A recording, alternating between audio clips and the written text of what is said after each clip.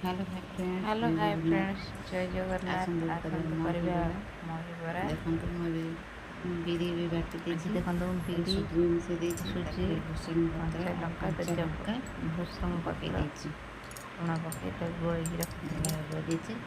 ଏବେ ଭଲସେ ଖୋଲି ଦେଇଛି କଢ଼େଇ ତେଲ ଦେଇ ଦେଇଛି। ଆମେ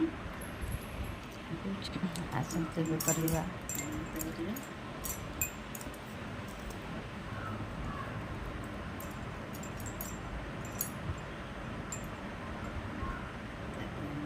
ଏମିତି ହାତରେ କରିଦେବା। ଦେଖନ୍ତୁ ତେଲ ବି ଗରମ ହେଇଗଲାଣି। ଏବେ ଆମେ लो फ्लेम्रे ଏବେ ଆମେ କରିବା। ଦେଖନ୍ତୁ ବେଶୀ ହାଇ ଫ୍ଲେମ୍ କଲେ ତାତିଯିବ।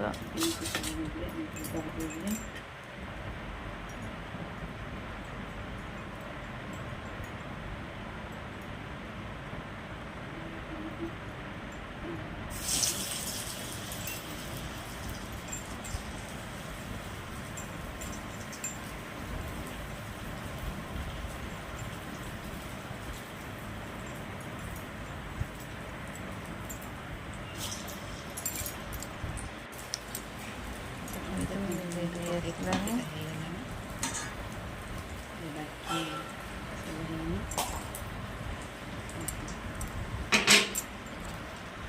ଦେଖନ୍ତୁ ଆମର ବରା ଛଣା ସରିଗଲା।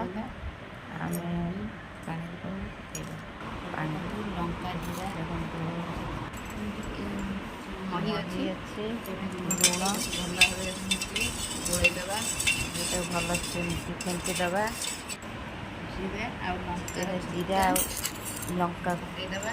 ଜିରା ଲଙ୍କା ଗୁଣ୍ଡ ପକାଇଦେବା। ଜିରା ଗୁଣ୍ଡ ଲଙ୍କା ଗୋଳେଇଦେବା। କଳା କଳା ଲୁଣ ନାହିଁ।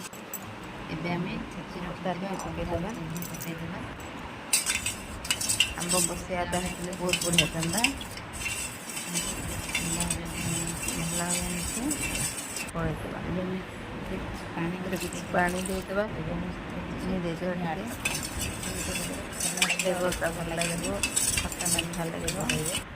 ଭୃଷଙ୍ଗ ପତ୍ର ଜିରା ଗୋଟା ଲଙ୍କା ଆମେ ତଡ଼କା ତଡ଼କା ରେଡ଼ି ହେଇଗଲା। ମହି ବରା ପାଣିରେ ପକେଇ ରଖିଥିଲେ ଏମିତି ଭଲ ଚିପୁଡ଼ି ଦେବା ତାକୁ। ଏତେ ସବୁ ପକେଇଦେବା। ହେଇଗଲା ଆମର ମହି ବରା।